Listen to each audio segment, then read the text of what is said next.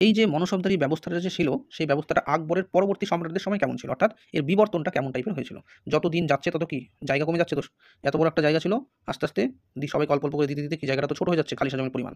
তো সেই সময় কিন্তু সম্রাটের যে ক্যাশ ফ্লো সেটাও কিন্তু অনেকটাই কমে গেছে। তো সেইরকম একটা পরিস্থিতিতে দেখা যাচ্ছে জাহাঙ্গীরের সময় কিন্তু দেখা যাচ্ছে সেনাদের ভরণ-পোষণের জন্য অর্থ বরাদ্দ কিন্তু হ্রাস করে দেওয়া হয়েছিল, মানে কমিয়ে দেওয়া হয়েছিল। সেই সময় তিনি কি চালু করেছিলেন? দু আসপা এবং সি আসপা। এখানে ব হয়ে গেছে, এটা প হবে, ঠিক আছে? এটা। তো যাই হোক, দু আসপা এবং সি আসপা। ঠিক আছে? যে এই জায়গাটাও একটু ভুল হয়েছে, যে সি আসপা, সি আসপা। তাহলে দু আসপা এবং সি আসপা এই দুটো কিন্তু জাহাঙ্গীর চালু করেছিলেন। এক আসপা তো আগেই ছিল, দু আসপা এবং সি আসপা চালু করেছিল। দু আসপা কি? দু আসপা হচ্ছে একজনই সৈন্য, মানে একজন সৈন্যর দুটা ঘোড়া। এটা হচ্ছে দু আসপা। আর সি আসপা কি? একজন সৈন্যর তিনটা ঘোড়া। তাহলে সি আসপা। এবার কেন এই সিস্টেমটা করলো? আগে কি চালু ছিল? একজন লোকের একজন ঘোড়া, মানে একজন সৈনিকের একটা ঘোড়া। সাধারণ ব্যাপার। কিন্তু দেখা যাচ্ছে পরে একটা সৈনিকের দুটা ঘোড়া, আবার একটা সৈনিকের তিনটা ঘোড়া। মানে বাইকের মতো। তো যে ব্যক্তির একটা বাইক আছে সে ওই বাইকটা নিয়ে সবসময় যাবে। যে ব্যক্তির দুটো বাইক আছে একই টাইমে তো দুটো বাইক চালাতে পারবে না। তার মানে কি? তার মানে সে একটা টাইমে একটাই চালাতে পারছে। কিন্তু এটা সিস্টেমটা ঘোড়ার ক্ষেত্রে কেন করলো? তার কারণ ঘোড়াকে রক্ষণাবেক্ষণ করার জন্য তো একটা বড় অঙ্কের পয়সার দরকার। তো একটা ঘোড়াকে মেইনটেন্যান্সের জন্য যে পয়সাটা খরচ হবে, দুটা ঘোড়াকে যদি একসাথে মেইনটেন্যান্স করে তাহলে সেই পয়সাটা কিন্তু ডবল লাগবে না। একটার থেকে একটু বেশি, এরকম লাগবে। তারপরে যদি ৩ টা ঘোড়া থাকে তাহলে কি ২ টা থেকে একটু বেশি লাগবে। অর্থাৎ যদি সিঙ্গেল ভাবে ৩ জন ৩ টা ঘোড়া রক্ষণাবেক্ষণ করে তার যে খরচ, আর একজনই যদি ৩ টা ঘোড়া রক্ষণাবেক্ষণ করে তার যে খরচ, তার মধ্যে কিন্তু অনেক পার্থক্য। তো সেই কারণে অনেক কম টাকা লাগবে। সেই কারণেই কিন্তু মূলত জাহাঙ্গীর কি করেছিল, এখানে বলা হচ্ছে যে অর্থ বরাদ্দ কিন্তু কমিয়ে দিয়েছিল সেনাদের, হ্রাস করেছিল। ঠিক আছে? সেই কারণে এই ঘোড়া সাওয়ার যে ছিল এদের কিন্তু দু আসপা ও সি আসপা প্রথা কিন্তু চালু করেছিল। তো এইভাবে কিছু একটা টাকা কম খরচের একটা ব্যবস্থা করে। কিন্তু আদতে দেখা যাচ্ছে এটা কিন্তু ক্ষতি হয়েছিল মুঘল সাম্রাজ্যের। কেন? তার কারণ যুদ্ধের সময় তো একটা সৈন্য একটাই ঘোড়া নিয়ে যাবে। তখন তার ওই ২ টাকে নিয়ে যেতে পারবে না। যদি এটা সিঙ্গেল 1:1 হতো তাহলে কি হতো? তাহলে সবাই একটা করে ঘোড়া নিয়ে যেতে পারত। কিন্তু এক্ষেত্রে কিন্তু ঘোড়া আস্তাবলেই থাকবে। একটাই নিয়ে যাবে সৈন্য। তো বাকি ২ টা পড়েই থাকবে। তো এর ফলে কি হবে? সেনাবাহিনী দুর্বল হবে। অলরেডি দুর্বল হয়েও কিন্তু গেছিল। তার পরবর্তীতে আমরা দেখতে পাচ্ছি শাহজাহান। শাহজাহান আবার কি করলো? এই ১ম এ কি করেছে? খরচ কমানোর জন্য 1/3, মানে এখানে বলা হয়েছে কি যে ১ম এ 1/3 এবং পরে 1/5 অংশ অশ্বারোহী সেনা রাখার নিয়ম করে। যে ধরে রাখা যাক যে একটা মনসবদারের কাছে ১০০ সেনা আছে, মানে এই স্তর, ঠিক আছে? ১০০ সেনার এক স্তর মনসব। তো তার মধ্যে ওকে নরমালি আগে অনেকটা বেশি পরিমাণ থাকতো ঘোড়া। এখানে কি করলো? ১০০ টা অশ্বারোহীর বদলেও কি করলো? এখানে চেঞ্জ করে দিল। যে 1/3 মানে কি? ১০০ টায় 30, মানে ৩৩ টা ঘোড়া থাকবে অশ্বারোহী, বাকিগুলো থাকবে পদাতিক। এটা ১ম এ চালু করলো শাহজাহান। পরে দেখতে পাচ্ছে না, তাও খরচ আমার বেশি হচ্ছে। তাহলে আমি কি করব এবার? ১০০ টা সৈন্যের মধ্যে কি করলো?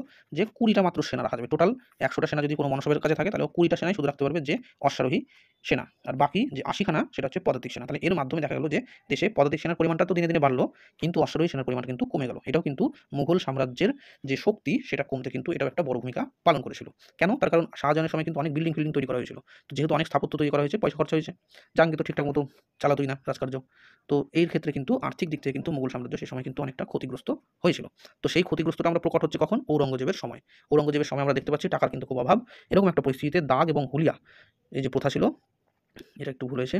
দাগ এবং হুলিয়া প্রথার উপর কিন্তু তিনি নজরদারি বাড়ান। গেল? নজরদারি বাড়ালো, আর বছরে ২ বার সার্টিফিকেট নেওয়ার কিন্তু নিয়ম তিনি চালু করেছিলেন।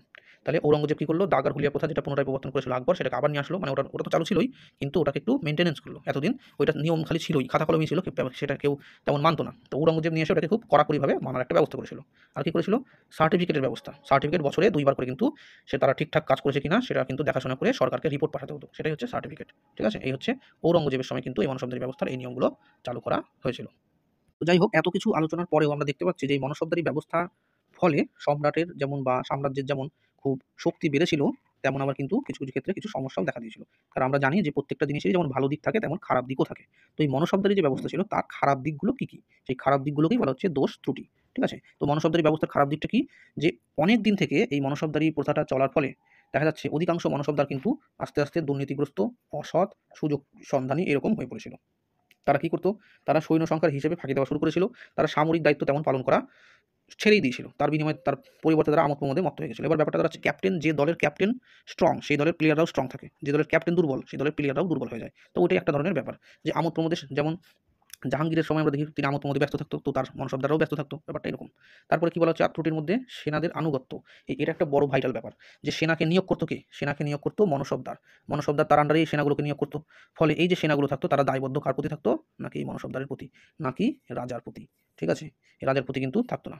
তো যাই হোক, তো এখানটাতে কিন্তু সেই কারণে দেখা যাচ্ছে যে সময়ের সাথে সাথে কিন্তু এই যে সৈন্যবাহিনীগুলো এরা কিন্তু মনসবদারের প্রতি বেশি আনুগত্য দেখাতে শুরু করে। রাজা যখন দুর্বল হয় তখন কিন্তু এই সৈন্যবাহিনীর সাহায্য নিয়েই কিন্তু মনসবদাররা কিন্তু সম্রাটের বিরুদ্ধে বিদ্রোহ ঘোষণা করত।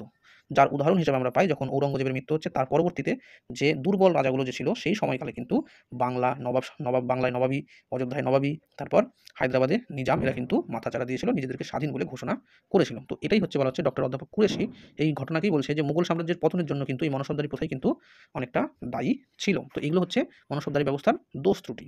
এবার দোষ ত্রুটি থাকলেও দেখা যাচ্ছে কি তার কিছু ভালো দিকও ছিল। তো মনসবদারি ব্যবস্থার ভালো দিকগুলো কি? সেটা হচ্ছে সম্রাটের শক্তি বৃদ্ধি। এই মনসবদাররা ছিল বলে সম্রাটের কিন্তু শক্তিটা বেড়েছিল। যেমন মানসিংহ, ভগবান দাস, ঠিক আছে? এদের দ্বারা কিন্তু সম্রাট এদের ব্যক্তিত্ব বা এদের কর্মপন্থা, এদের যোগ্যতা, এদের দ্বারা কিন্তু সম্রাট কিন্তু নিজের শক্তিকে বাড়াতে পেরেছিল এবং সাম্রাজ্যকে আরো সুবিশাল আকার ধারণ করাতে পেরেছিল। যাই হোক, মুঘল যে বিশাল সেনাবাহিনী, সেই সেনাবাহিনীকে একা রাজার পক্ষে রাখা সম্ভব ছিল না। সেই জন্য এই কাজটাও কিন্তু মনসবদারদের মাধ্যমে একটু সুষ্ঠুভাবে পরিচালনা করা গেছিল। আর কি বিদেশি অভিজাতদের আধিপত্য কিন্তু ধ্বংস হয়েছিল। যেহেতু যোগ্যতাই ছিল মাপকাঠি মনসবদারি নিয়োগের ক্ষেত্রে, সেহেতু যে একটা নির্দিষ্ট যেমন শুধুমাত্র ইরানি গোষ্ঠী বা শুধুমাত্র তুরানি গোষ্ঠী বা শুধুমাত্র হিন্দুস্থানি গোষ্ঠী এরাই যে থাকবে, ব্যাপারটা কিন্তু এরকম ছিল না। যে যোগ্যতায় প্রমাণ করতে পারবে সেই কিন্তু মনসবদার হিসেবে কিন্তু নিয়োগ হতে পারত। তো সেই কারণে কোনো নির্দিষ্ট অভিজাত গোষ্ঠীর যে আধিপত্য সাম্রাজ্যের উপরে থাকবে সেটা কিন্তু ছিল না। আর কি যোগ্যতা যেহেতু একমাত্র চাবিকাঠি ছিল, সেই জন্য যোগ্য ব্যক্তিদের কিন্তু পদটা কিন্তু দেওয়া হতো বা যোগ্য ব্যক্তিরাই এই মনসবদারের পদ লাভ করতো। আর বলা হচ্ছে সামন্ত প্রথার উত্থানে কিন্তু বাধা সৃষ্টি হয়েছিল। এই মনসবদারি ব্যবস্থাকে আমরা যেমন দেখলাম, যেটা যেহেতু কোনো বংশানুক্রমিক প্রথা ছিল না, সেহেতু কিন্তু সামন্ত প্রথার উত্থান কিন্তু আর ঘটতে পারেনি।